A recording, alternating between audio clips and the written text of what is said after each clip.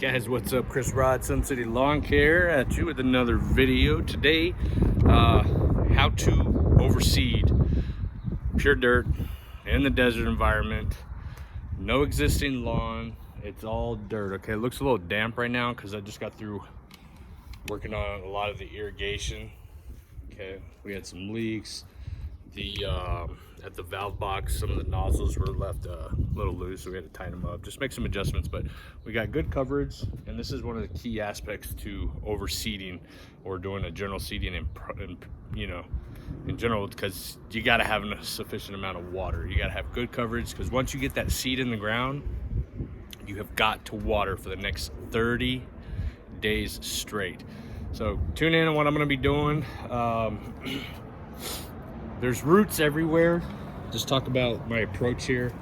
We've got some of the roots from the tree, which we're going to try to avoid as much as possible, because those are newer roots. You know, we don't want to damage that at all. But there is some existing grass material that we want to get rid of. And as you can see, when I was digging around the irrigation here, we got to get rid of this stuff. Okay, we don't want this in our brand new lawn that we're going to be putting some extremely expensive seed in. So we want to get rid of this material. Moreover, as you water, you don't want this to grow back for any reason, because it just won't match the new seed grass type.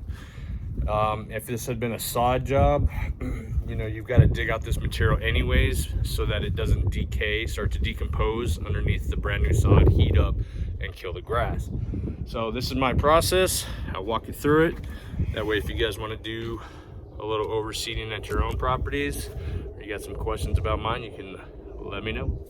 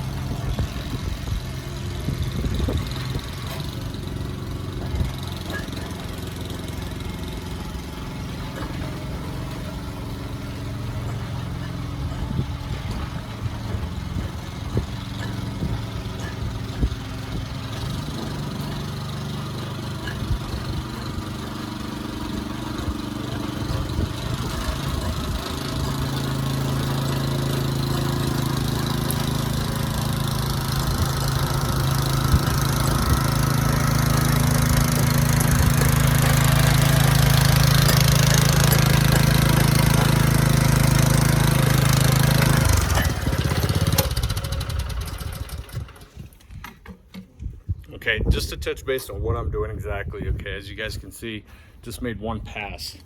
This is the material that I'm looking to get rid of. Okay, I'm amending the sand that we have here, and I'm digging out all this material that I don't want. Okay, brand new lawn, why would I want the old stuff? Once I do this, we're gonna be bringing in black dirt, a lot of organic material, because here in El Paso, sandy soils, so it's got no nutritional value, no water retention value. So you got to amend it with some organic material, so that way your brand new seed, your soil's got some water retention value with all the watering you're going to be doing. So we're getting rid of this excess of materials by inevitable point. That's step one. Do that for the whole lawn. Bring in your black dirt, amend it again, rototill it in, grade level.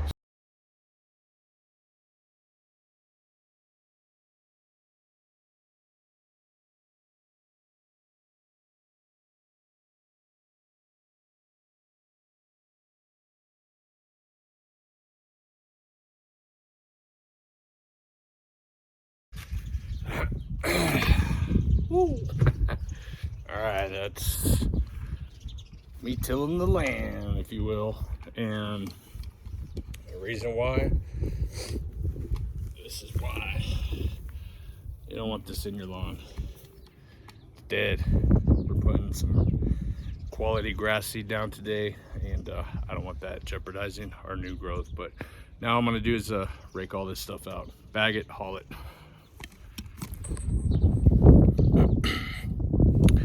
me add to that real quick. It's not just to get rid of the old grass that was here.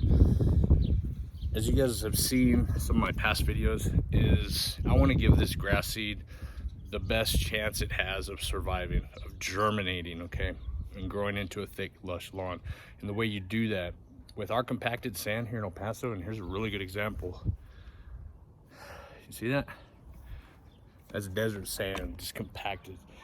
I want to loosen this material up, amend the soil. You cannot just put seed on top of a property like that and expect the roots to get established, okay?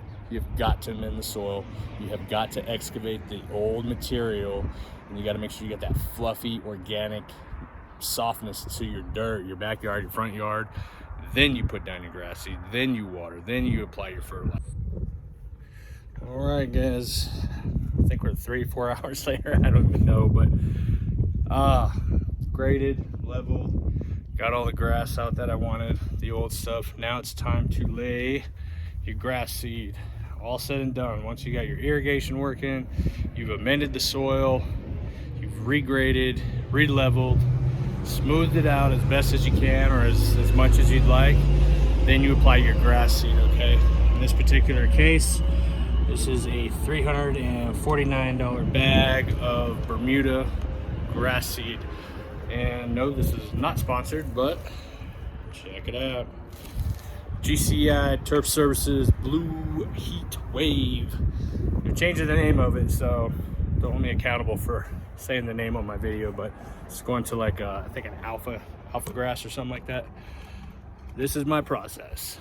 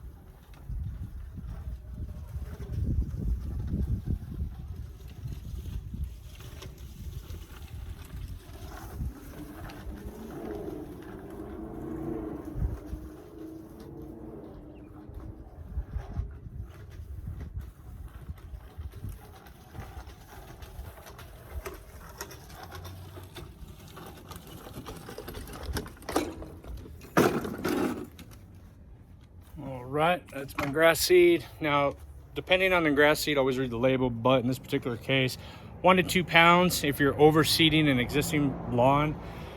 3 to 4 pounds if you're doing bare dirt. I'm doing bare dirt. I played it safe. I went an extra pound, 5 pounds. This is what your 5 pounds will look like in bare dirt. That's the kind of spread you want. Good, solid, even coverage. And then, last but not least, check out this cool little tool. Peat moss. Coating it, covering it with a layer, a really small layer, maybe a 1/4 of an inch, 1/2 inch most of peat moss. Help keep that soil down and keep it from blowing away, keeping the birds from eating it, and help it retain that moisture. But before I do that, I'm also going to go ahead and spread some fertilizer, okay? Kind of kickstart this. The soil has got no nutrients in it whatsoever. So I'm gonna go ahead and put down some fertilizer real quick, and then I'm gonna spread this peat moss. All right, once you got your seed down, got your fertilizer down, rake it in. Slight rake. And when I say slight, I mean like this. Nice, easy little rake. All you're trying to do is get that seed down into the soil just a tad bit, okay? Then you're gonna cover it with your peat moss. All right, guys, that's it. Overseeding or seed renovation is done. Last few things I'm gonna say about this. So once you've got your seed down, you have to remember the only things that we need for this seed to germinate: seed to soil contact, water, and heat. We need heat from the sun. So if you guys plan on doing your overseeding process, make sure you got soil temperatures consistent between 65 and 75 degrees. If you're in the south and you're doing a Bermuda seeding project or seeding renovation or overseeding, whichever it is, you want to make sure your ambient air temperatures are close to the 80 degrees range. That's going to ensure a quicker germination rate. But we've got sun. We're in the consistent 70s. We're getting the 75s, 80s within the next week or two. I've done seedings before in this time period, and it's worked out just fine. Matter of fact, it's been better than fine. But just follow the basic steps, guys, and you'll have a brand new lawn before you know it. Ciao.